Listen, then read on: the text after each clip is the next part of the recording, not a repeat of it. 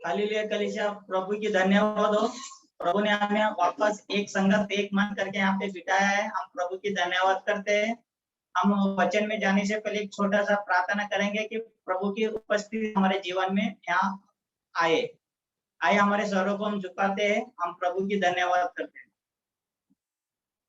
धन्यवाद धन्यवाद पिता परमेश्वर, धन्यवाद प्रभु पिता परमेश्वर, इस वक्त इस समय के लिए पिता परमेश्वर। पिता परमेश्वर, आपने सुबह से लेके शाम तक संभाला, हर मुसीबत से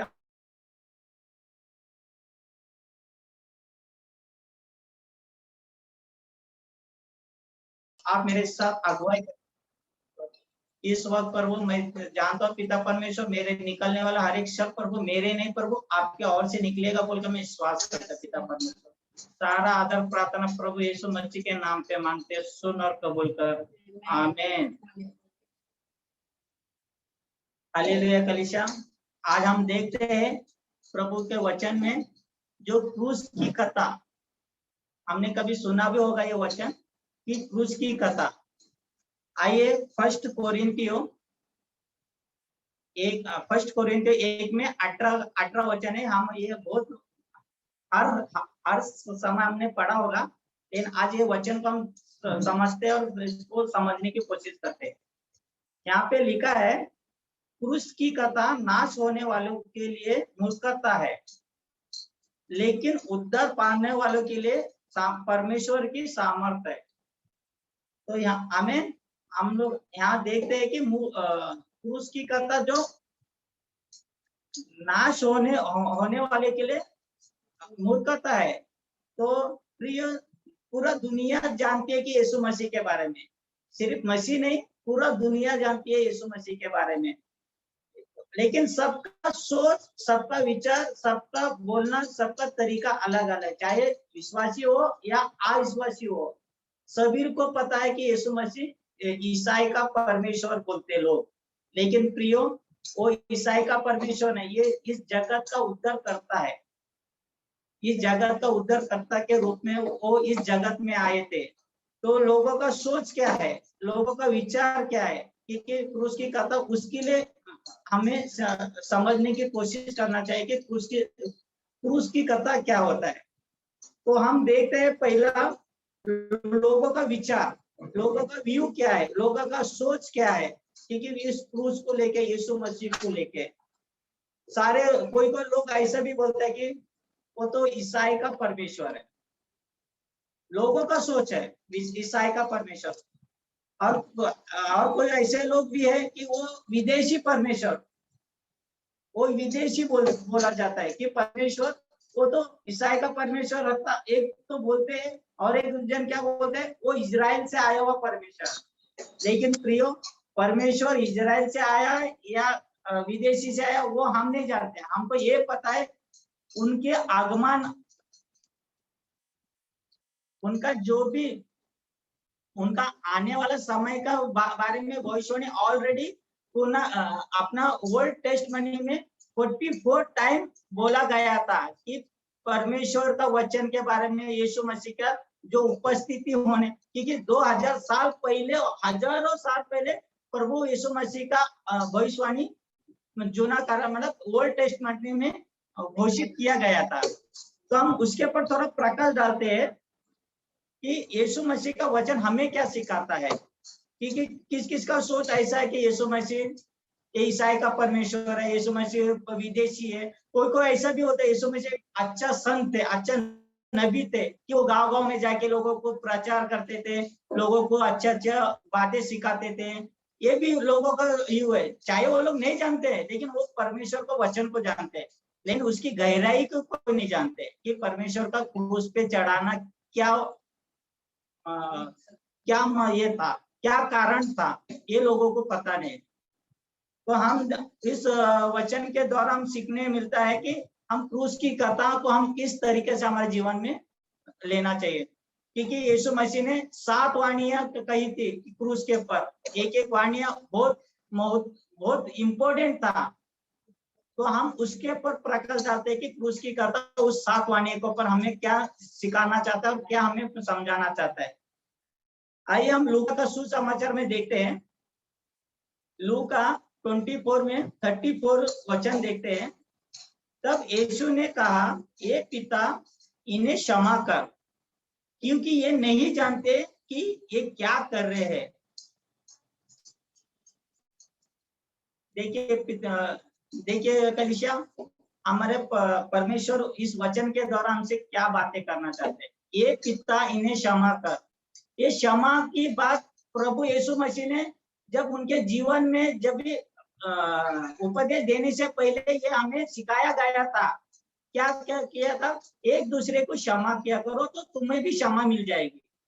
हालेलुया। क्योंकि प्रभु यीशु मसीह ने ऑलरेडी क्रूस पे ने उससे पहले जब उनका संदेश चालू हुआ था, जैसा उनके उपस्थिति चालू हो गया, लोगों के बीच में जाके उपदेश देना चालू हुआ, उस वक्त प्रभु यीशु मसीह ने ये शब्द ऑलरेडी घोषित कर चुके थे कि आपको क्षमा करना चाहिए तो आपको भी क्षमा मिल जाएगा।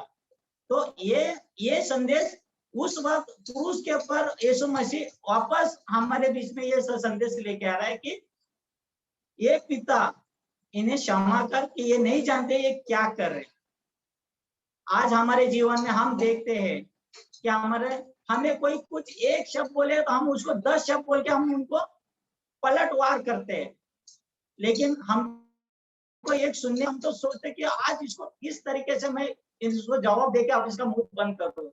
लेकिन हमारे पिता परमेश्वर यीशु मसीह ने उनके ऊपर घोड़े बरसा, उनके ऊपर थूका गया, उनके ऊपर अपमान किया गया, उनके वस्तु तला निकल के उसके ऊपर चिट्ठी डाला गया। लेकिन उनके ऊपर इतना भयानक तरीके से अत्याचार करने के बाद भी वो यीशु मसीह उन लोगों को बोला जाता है कि पिता इन्हें क्षमा कर।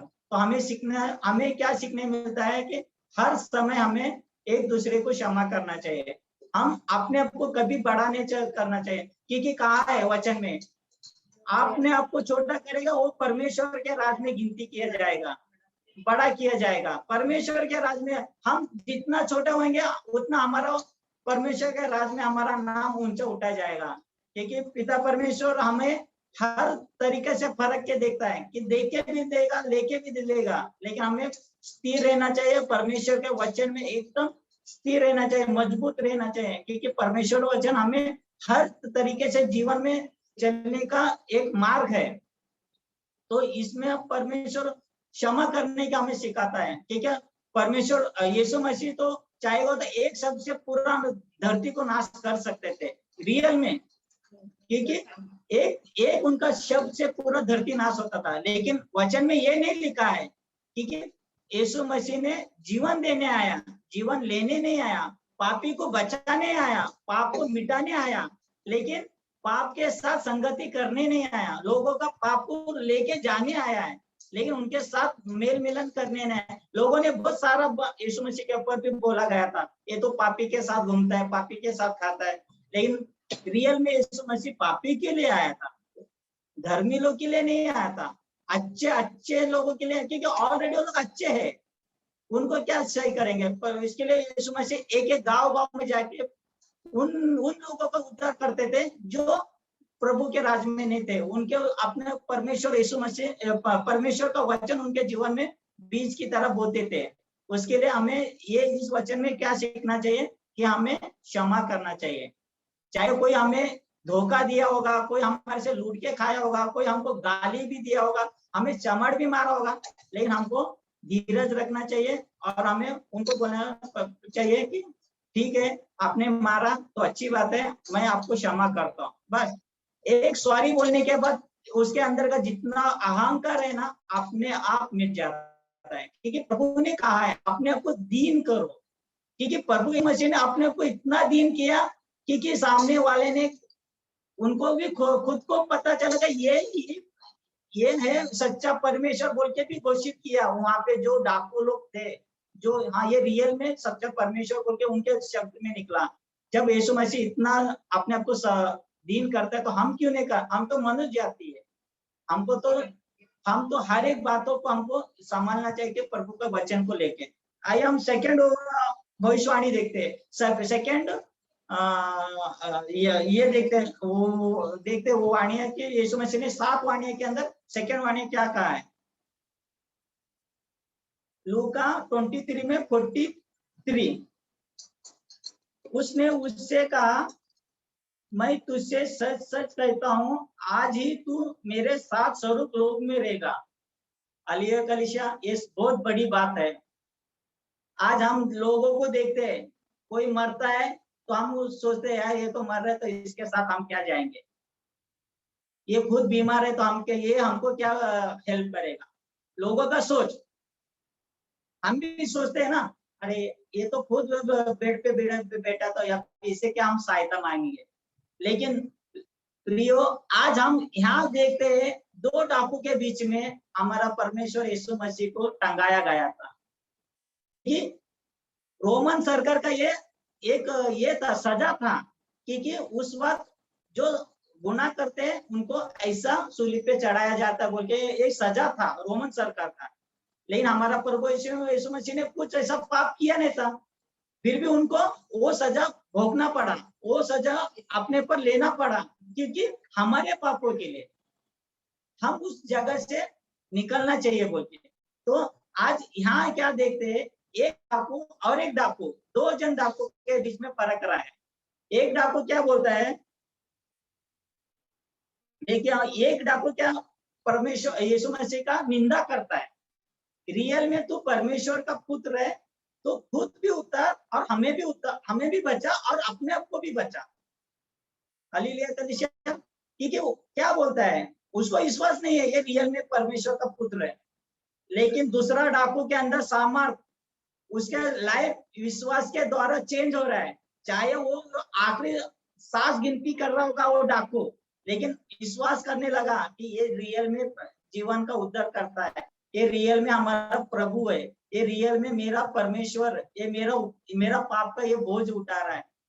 और दूसरा डाकू को क्या चिल्ला के बोल रहा है, चुप रे, यहाँ लिखा है चुप, तूने मैंने जो किया है वो सजा हम भोग रहे।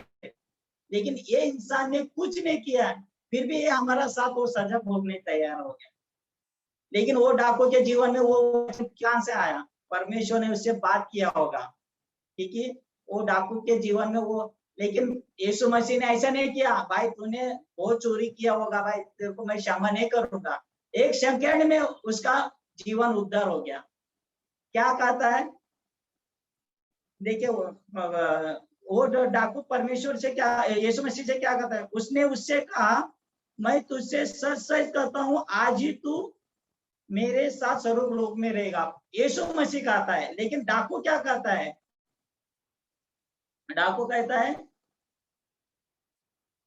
तब उसने उससे यीशु से कहा, जब तू अपने राज में आए तो मेरे शुद्धि लेना। क्योंकि प्रभु के ऊपर वो विश्वास, यीशु मसीह पे विश्वास करने लगा, क्योंकि ये जीवन का उद्धार करता है। क्योंकि आज यहाँ मैं मरूंगा तो मैं इनके पास न्याय के लिए, मतलब अपना न्याय करने के लिए इनके पास आने वाले को, इस बात का उसका एहसास हो गया। लेकिन उसने कहा, प्रभु तेरा राज है तो मुझे मेरा शुद्धि लेना, मुझे याद रखना। तो प्रभु ने ऐसा बोला, नहीं नहीं मैं नहीं याद रखूंगा, तूने बहुत पाप किया है। लेकिन प्रभु ने क्या बोला, आज ही तू मेरे साथ स्वर्ग लोक में रहेगा। 1 सेकंड में एक वचन के द्वारा, एक शब्द के द्वारा उसका जीवन उद्धार हो गया। लेकिन हम उस डाकू से भी गए गुजरे, ठीक है, हम प्रभु यीशु मसीह पे शक करते हैं, ये रियल में परमेश्वर का पुत्र है क्या नहीं बोलते, हमारे जीवन में वो क्वेश्चन मार्क आता है। लेकिन वो डाकू हमसे भी बेहतर है, क्योंकि वो याद करता है, वो उसका वचन उसने कभी सुना भी नहीं होगा कि प्रभु यीशु का मसीह के बारे में, लेकिन लास्ट अंतिम समय में वो एक शब्द के द्वारा उसका जीवन बदल सकता है। तो प्रियो, हमारा जीवन क्यों नहीं बदलेगा, हम प्रभु को अपने जीवन में उद्धार करता मान के चलेगा तो हमारा जीवन, हमारा वो डाकू से भी बढ़कर हमारा जीवन बढ़ेगा। लेकिन हम वो डाकू जैसा बनने की कोशिश ही नहीं करते, हम वो दूसरा डाकू का जैसा रहते हैं, क्वेश्चन मार्क डालते हैं यीशु मसीह के ऊपर। लेकिन हमको वो डाकू जैसा रहना चाहिए कि जीवन में उसको अपना अंगीकार करना चाहिए। आइए हम तीसरा वाणी को देखते हैं, यूहन्ना सुसमाचार 19 में 26 और 27 यीशु मसीह का इस वचन को हम स्थिर से समझने की कोशिश करेंगे कि क्रूस की कथा का ये बहुत इंपॉर्टेंट एक एक शब्द है। तो 26 में मैं पढ़ता हूँ 19 में 26, यीशु ने अपने माता और उस चेले की यीशु ने अपनी माता और उस चेले को जिससे वो प्रेम रखता था और क्या कहा है, ये नारी देख ये तेरा पुत्र है प्रियो। और 27 में क्या कहा है, तब उसने चेले से कहा ये तेरी माता है और उस समय से वहां चेला उसे अपने घर ले गया। हालेलुया कलीसिया। यीशु मसीह ऑलरेडी उनको 3.5 घंटे से मारा जा रहा है, पीटा जा रहा है, थूका जा रहा है, बहुत कुछ उनके ऊपर अत्याचार किया जा रहा है। फिर नीचे मरियम जो संसारिक रीति से उनकी माँ है, लेकिन यीशु मसीह ने क्रूस से ऐसा नहीं बोला, ये माँ नहीं बोला कभी, माँ बोल के उन्होंने उनके शब्द में नहीं आया। क्या हुआ है, ये नारी देख ये तेरा पुत्र है।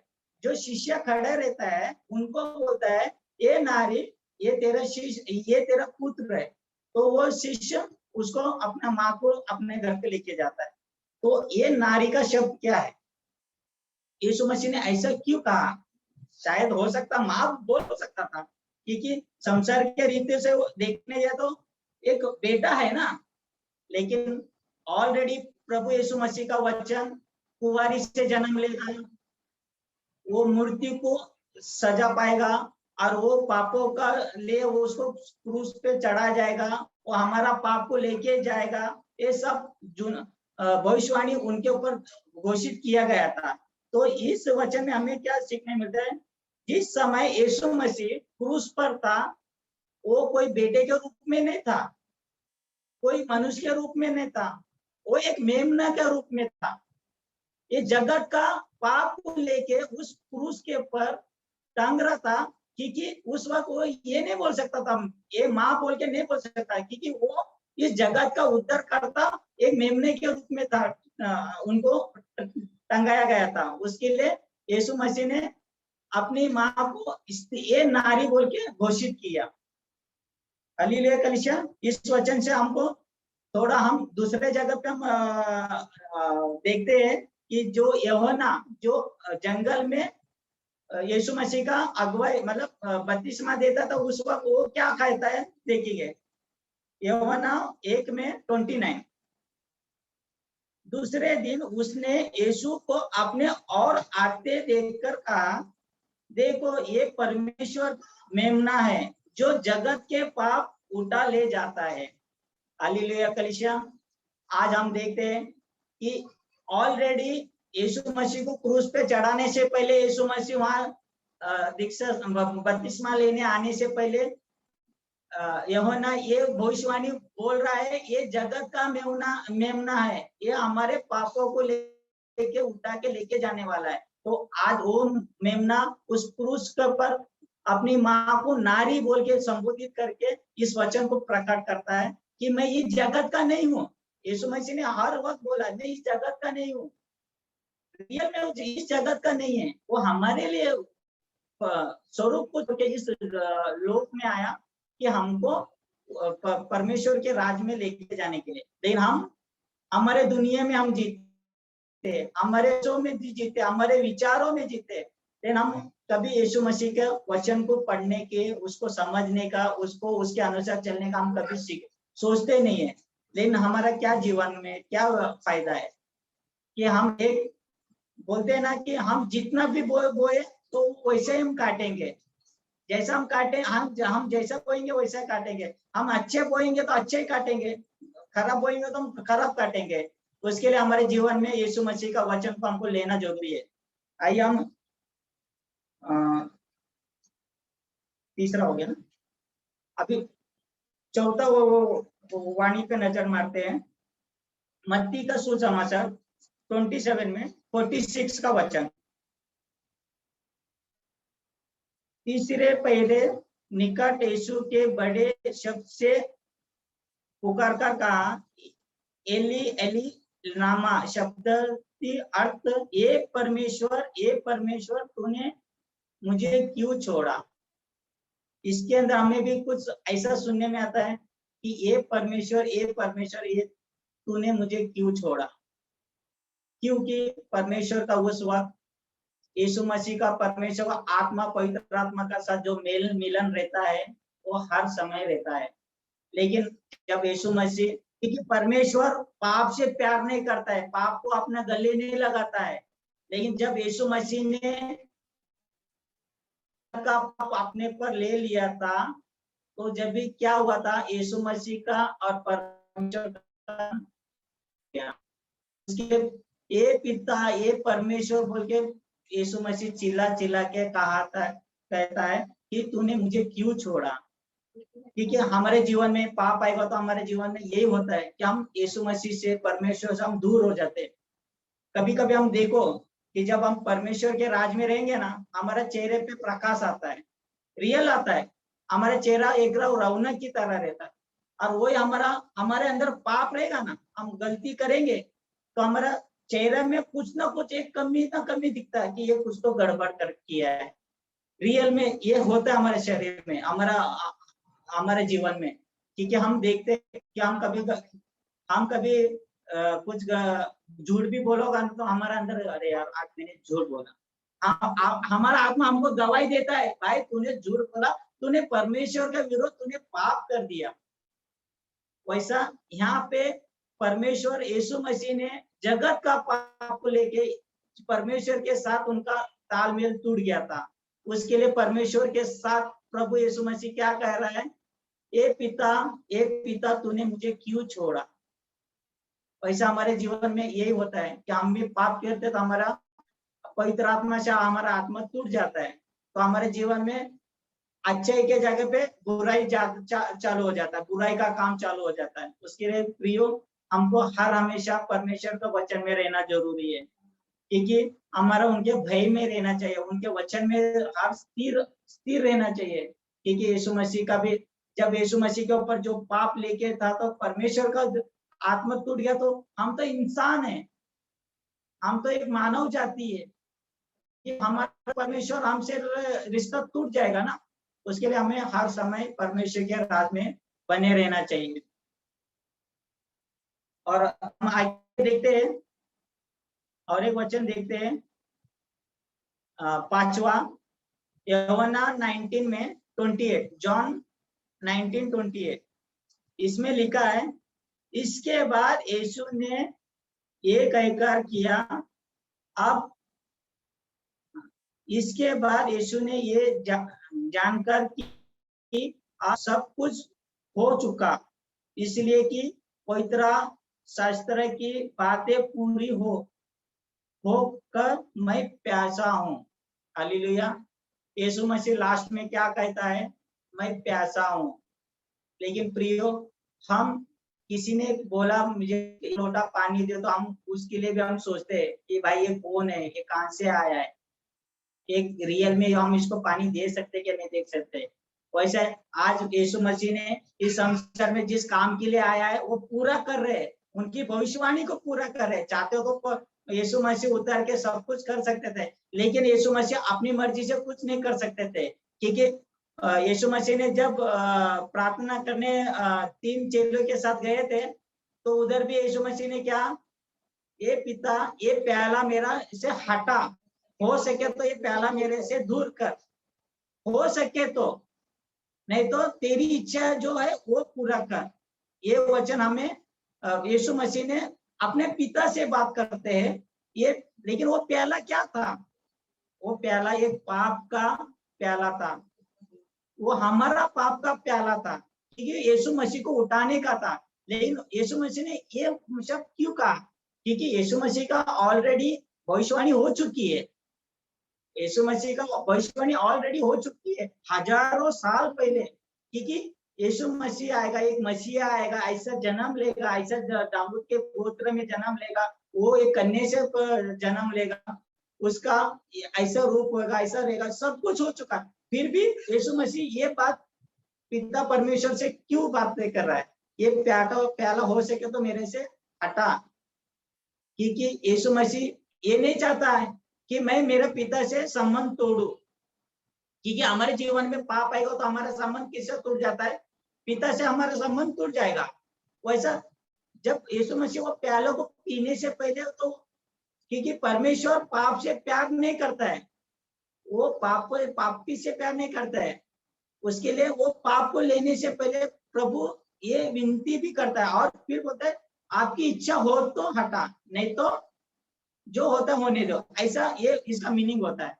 तो यीशु मसीह ने उस प्यालों को लेके उस क्रूस के ऊपर, मैं प्यासा हूं, लेकिन उस वक्त सिरका से उनको वो प्यास को बुझाना पड़ा उनको। सिरका क्या चीज है? सिरका जिस जिस घाव के ऊपर लगाया जाएगा तो पूरा तड़प जाएगा इंसान, पूरा अंदर से तड़प। बोलते हैं जब अपना हाथ पे कुछ ब्लेड लग गया तो मिर्ची डालो, पूरा जलन जैसा होगा। सिरका उससे भी डेंजर है, लेकिन प्रभु यीशु मसीह को उस घाव के ऊपर सिरका लगाया जा रहा है, उस घाव के ऊपर सिरका से उनको सिरका पिलाया जा रहा है, क्योंकि सिरका पिलाना जरूरी था, क्योंकि पुराने भजन संगीत में लिखा है उसको सिरका पिलाया जाएगा।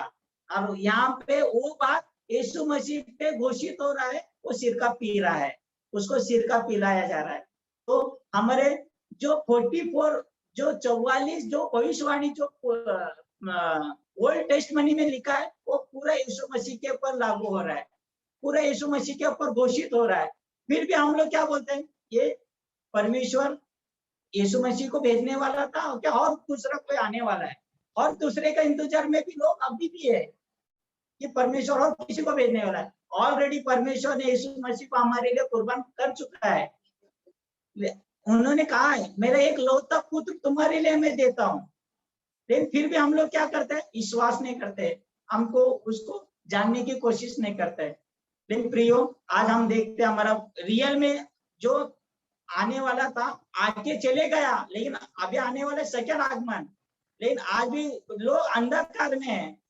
हमारे लिए मसीहा आएगा, लेकिन हमारे लिए मसीहा आके चले गया, अभी हमारे न्याय के लिए आएगा, हमारा पाप का न्याय लेगा, हमारा कामों का न्याय लेगा। लेकिन आज भी लोग किसके ऊपर विश्वास करते पता नहीं, कि आने वाला है, लेकिन प्रियो आके चले गया है, बस हमको उसके मार्ग में चलने के लिए सिखाया गया है, और हमें सीखना है और उसके मार्ग में हमें चलना है, हमें तैयार होना चाहिए।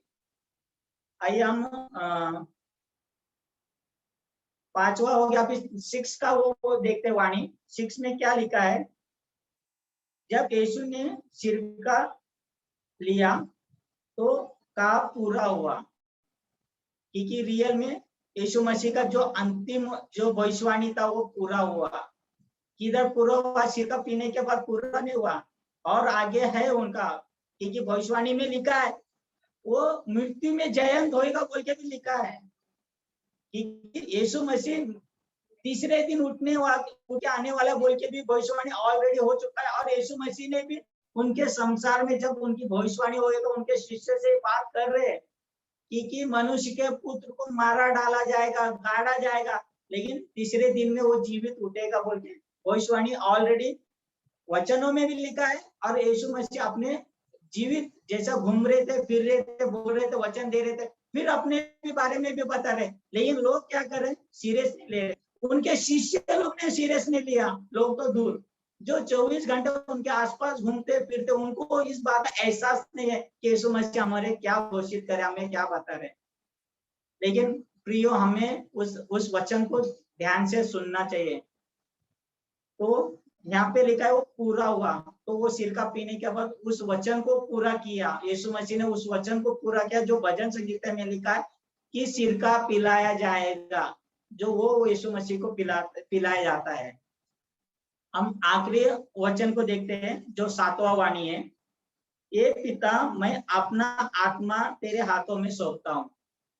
यहाँ लिखा है ये पिता, कभी भी चाहे हम कोई तो हमारा आत्मा ऑटोमेटिकली मर नहीं सकता है, क्योंकि हमारा पर अधिकार यीशु मसीह का है, कि हमने बनाने वाला, क्योंकि लोग क्या करते, टैटू बनाते, क्या क्या तो अपने शरीर पे करते हैं, लेकिन ये शरीर ओनली हमको गिफ्ट दिया गया है। इसका मालिक ऊपर है जो यीशु मसीह है, इसके ऊपर हमको हमारा अधिकार नहीं है, हमको दिया गया है। लेकिन हम क्या करते हैं, हम उसके ऊपर टैटू बनाएंगे, अपनी मनमानी करेंगे, इधर से क्या करेंगे, इधर से लोग क्या क्या तो करते हैं, लेकिन ये शरीर पे हमारा अधिकार नहीं है। वैसा परमेश्वर यीशु मसीह का जो संबंध था, यीशु मसीह ने कहा, ये पिता मैं आत्मा आपके हाथ में सौंपता हूँ। जब यीशु मसीह हो गया ऐसा कहते हैं, तो हम तो इंसान थे, फिर भी हम हमारे शरीर के ऊपर हम अपने मालिक बन जाते, शरीर के हमारे खुद के मालिक बन जाते। मैं क्या करूं मेरे शरीर को, मैं कैसा करूं, क्या करूं। लेकिन पियो, हम हमारे शरीर के मालिक नहीं है, हमारे बनाने वाला ऊपर यीशु मसीह हमारे साथ हर समय हमसे बातें करता है। उसके लिए हम हर वक्त हमारे आत्मा के साथ कभी खेलना नहीं चाहिए, हमारे आत्मा के साथ कभी उसके साथ हमको एकदम स्थिर रहना चाहिए। इसके लिए इस वचन में हमें क्या सीखने मिलता है कि यीशु मसीह ने 7 वाणियां, जो एक इम्पोर्टेंट वाणी था, उसके लिए हम ये वचन को हर एक स्थिर में देखना चाहिए। और आखिरी एक बात मैं इस वचन के द्वारा मैं आपसे बात करना चाहता हूँ, क्योंकि यीशु मसीह का हर एक वाणी यीशु मसीह पे लागू हो गया और पूरा भी हो गया, और हम लोग विश्वास भी करते हैं। लोगों का सोच के हम नहीं जानते, क्योंकि अंदर करके लोग जो जी रहे हैं उनके बारे में हम नहीं जानते। हम विश्वासी लोग, क्योंकि हम लोगों को जाके बताते हैं कि यीशु मसीह हमारे लिए आया, पापों को उठाया, हमको छुटकारा दिया, रियल है। और एक एक एक हमारा सोच के अनुसार हम सोचते हैं कि यीशु मसीह के ऊपर सब कुछ पूरा हो गया। अचानक यीशु मसीह मुर्दे में से जीवित नहीं होते थे, तो हम यीशु मसीह का भजन करते थे, यीशु मसीह को हमारे जीवन में उद्धारकर्ता मानते थे नहीं, क्योंकि सब पूरा हो गया, लेकिन एक नहीं पूरा होता तो, लेकिन वो भी यीशु मसीह का ऊपर पूरा हो गया, क्योंकि उन्होंने जो कहा वो पूरा हुआ कि तीसरे दिन में जीवित उठा, जीवित उठ के इस संसार में आया, इस जगत में वापस लोगों के साथ 40 दिन उनके साथ उठा बैठा, लोगों को बताया बात है, पवित्र आत्मा से उन्होंने बातें किया। लेकिन प्रियो, आज हम उसी यीशु मसीह के पश्चात करते हैं, उसी यीशु मसीह के ऊपर हम अलग अलग रीति से बातें करते हैं। लेकिन क्यों? उन्होंने हमारे साथ ऐसा क्या किया था, हमारे साथ क्या किया? हमारे पापों को उठा के लेके या बोल के हम उनके ऊपर विरोध बात करना जरूरी है? कि हमें कोई हेल्प करेगा, 10 रुपए देगा तो हम उसको बोलेगा भाई 10 रुपए ले, और उसको ऐसा बोल सकते हैं? वो हमारे हेल्प करने आया था, हमें जीवन का राज में लेके जाने आया था, स्वरूप में लेके जाने आया था। लेकिन हमने क्या किया? पहचाना छोड़ दिया, हमने उनको जानना छोड़ दिया। रियल यीशु मसीह कौन था बोल के उसको जाना ही नहीं, क्योंकि क्रूस की कथा उसको बोला जाता है, क्योंकि उस वचन को हमने खड़ा होकर कभी सुना नहीं, कभी समझा नहीं, कभी उसके बारे में हमने चर्चा किया नहीं कि ये यीशु मसीह रियल में कौन है, हमारे जीवन का उद्धार करता है। यीशु मसीह एक मानव रूप में लेके इस जगत की ज्योति बन के आया। जब हम कुछ गलत करेंगे, एक एग्जांपल समझो, हम कुछ गलत करते हैं अंधेरे में और वो ज्योति हमारे ऊपर आ गया, तो हमारा हाथ पैर क्या कहेगा? कांपेगा, रियल में कांपेगा, क्योंकि वो जगत की ज्योति हमारे पर प्रकाश करेगा तो हमारा हाथ पैर कांपेगा। वैसे इंसान का जो अंदर हमारे अंदर जो है ना, वो जगत की ज्योति हमारे पे प्रकाश करता है। जब हमारे अंदर का पाप हमको सामने दिखाई देता है कि मैं ये पापी मैं हूँ, ये हम इस पाप में हम बंधे हुए थे, लेकिन प्रभु यीशु मसीह ने हमारे पाप उठा के लेके गया, हमको छुटकारा दिया, हमें चंगाई दिया, हमारे वो सामर्थ्य दिया जो किसी ने भी नहीं दिया, पवित्र आत्मा से हमको भरपूर किया। यीशु मसीह ने कहा मैं जा रहा हूँ, लेकिन मेरा पवित्र आत्मा मैं तुम्हारे बीच में छोड़ के जा रहा हूँ, तुम मेरे नाम पे बड़े बड़े काम करेंगे। किया है, लोगों ने किया है, फिर भी लोगों के ऊपर शक के नजर से बोला जाता है। वो पासवान ऐसा कर सकता है क्या? हो ही नहीं सकता है। डॉक्टर का के लिए, जब पास्टर लोग ये ऐसा काम करते हैं, डॉक्टर का क्या काम है? ऐसा लोगों का सोच है, लोगों का शब्द है। लेकिन प्रियो, चाहेंगे तो हम कुछ भी कर सकते हैं विश्वासी भाई लोग, लेकिन हमारे अंदर वो मजबूत होना चाहिए, हमारे अंदर वो स्थिर सामर्थ होना चाहिए, जो पवित्र आत्मा हमारे साथ बातें करता है, हमारे साथ अगुवाई करता है, हमारे साथ हर समय उठना बैठने साथ हमारे, लेकिन हम उस पवित्र आत्मा को हम भूल जाते हैं, हम समय देते हैं, हम संसार के रीतों में ज्यादा गड़बड़ी में घुस जाते हैं। लेकिन प्रियो, हमारा यीशु मसीह हर समय हमारे एक इंतजार करता है। जो उड़ाव का पुत्र देखा आपने, एक उड़ाव का पुत्र का यीशु मसीह ने एक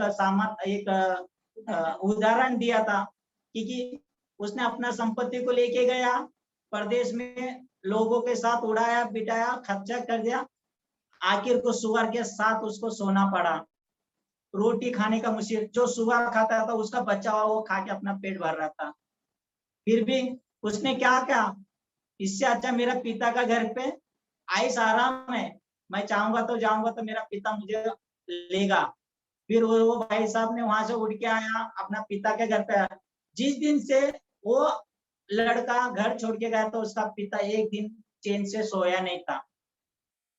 वैसा हमारा पिता हमसे दूर नहीं होता है, हमारा यीशु मसीह हमसे दूर नहीं होता है, हमारा हर एक शब्द सुनना चाहता है कि आज मेरा बेटा बेटी मुझे पुकारेगा।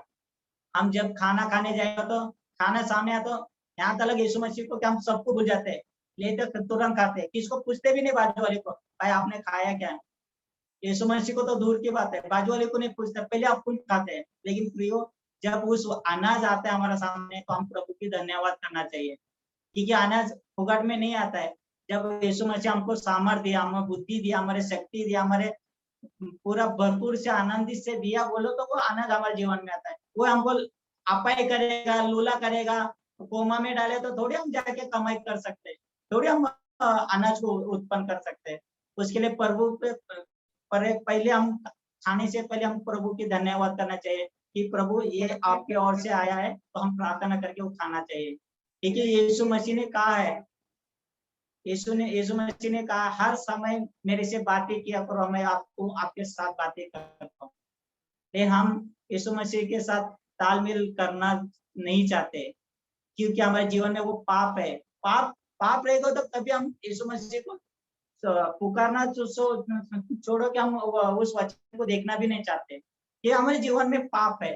वैसा वो जो उड़ाव पुत्र जो वापस आया तो उसको ऐसा नहीं कहा बेटा तूने अपना संपत्ति में से तो आधा तो हिस्सा ले लिया, अब क्यों आया वापस, ऐसा नहीं कहा ना। उसने अपने आप को पछता, क्योंकि ऐसा नहीं आया। उसने क्या कहा है, पिता मैंने तेरे विरुद्ध पाप किया, मैंने तेरे से अपोजिट हो गया, तेरा संपत्ति मैंने अपना हिस्सा लेके मैंने खर्च करके आया, हो सके तो मुझे माफ कर दे और अपने नौकरों में से मुझे एक हिस्सा दे। लेकिन वो पिता ने उसको चाहता था एक नौकर का जगह दे सकता था, नहीं, उसने गले लगाया, एक अच्छा मेमना को काट दिया, बकरे को काट के पूरा गांव को खाना खिलाया। क्यों? क्योंकि वो पिता वो अपने बेटे से प्यार करता है, वैसा हमारा पिता हमसे प्यार करता है। हम कितना भी पापी हो, हमको नीचे गिराया भी गया होगा, लेकिन एक शब्द के साथ हमारा जीवन उद्धार होता है। उस डाकू की तरह हमारा अंदर का जो पश्चाताप है ना, हमको इम्पोर्टेंट है। क्या हम पाप करने के बाद भी बोलेगा भाई मैं पापी नहीं हूँ, तो ये गलत है हमारे जीवन, ये पूरी तरह से गलत है। कि हम कितना भी अच्छा इंसान हो फिर भी हमारे जीवन में एक ना एक पाप रहता ही रहता है। क्योंकि वचन में और एक वचन में हमें यीशु मसीह ने उदाहरण में बोला था, दो मनुष्य, एक पापी और एक धर्मी, किधर जाता है, मंदिर में जाके एक तो पापी तो अलग खड़ा रहता है और धर्मी तो एकदम छाती ठोक के होता है, पिता मैं हफ्ते में 7 बार उपवास करता हूँ, मैं हर दशम आपके भंडार में डालता हूँ, और लास्ट में क्या कहता है, ये पापी की जैसा मैं नहीं हूँ बोल के वो प्रार्थना करके निकल जाता है। क्यों? उसको अपने अंदर घमंड था। लेकिन परमेश्वर घमंडी से प्यार नहीं करता है, परमेश्वर घमंडी से प्यार नहीं करता है। चाहे हम अच्छे स्थिर है, हम अच्छे हैं, लेकिन हमको दीन बनना चाहिए, अपने आप को झुकाना चाहिए। वही दूसरा व्यक्ति परमेश्वर की तरफ देखना भी वो अपने को ये करने लगा पश्चाताप में, क्योंकि वो उस लायक नहीं समझा कि प्रभु मैं तेरा सामने देखने का लायक भी नहीं हूँ, क्योंकि मैं बहुत पापी था, मुझे क्षमा कर। लेकिन प्रभु यीशु मसीह ने किसका किसका कबूल किया? उस पापी को कबूल किया, क्योंकि इसने घमंडी से प्रार्थना किया ना। इसे तो बहुत अच्छा नबी भी रहेगा, अच्छा प्रभु में था, लेकिन उसने क्या किया? अहंकार दिखाया। लेकिन हमें अहंकार दिखाना नहीं चाहिए, हमें दीन होना चाहिए। हम उस पापी की तरह हम भी बोलने का, प्रभु हम पापी, हमें क्षमा कर, आपके राज्यों में लेके चल। जब भी हमारे एक सेकंड में हमारा जीवन का उद्धार होएगा। हमें उद्धार पाने के लिए कोई सोना चढ़ाना है क्या? नहीं है। हमें कुछ भेंट चढ़ाना है? नहीं। प्रभु ने बोला है कि भाई तुम एक हाथ काटो और मैं तुमसे प्रसन्न होता हूँ, कभी नहीं बोला है। प्रभु ने ये बोला है, आपने आपको पश्चाताप करो, मेरे पास आओ, मैं तुमको उद्धार करूंगा। लेकिन हम क्या करते हैं? हम तो पास जाना है तो हम तो प्रभु से दूर दूर दूर जाते हैं। लेकिन यीशु मसीह जगत में क्यों आया है? हमको स्वर्ग राज में हमको लेके जाने आया है।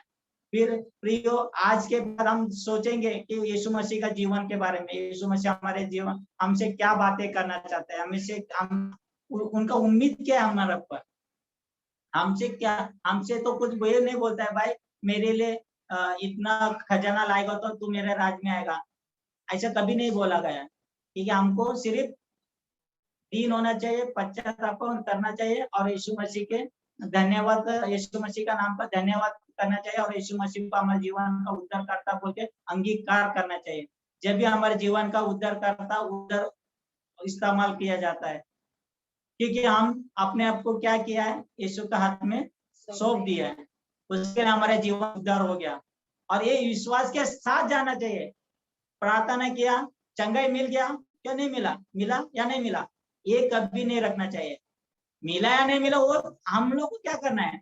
प्रभु यीशु मसीह ऑलरेडी कर दिया है, फिर भी हम क्या सोचेंगे? अनुमान हुआ क्या नहीं हुआ, आज होएगा क्या नहीं होएगा। कि ये मनुष्य है, ये मनुष्य है कि मनुष्य का विचार शैतान के साथ भी तालमेल रखता है। इधर शैतान और इधर यीशु मसीह लड़ाई कर रहा है, मेरा पासा मेरा पासा।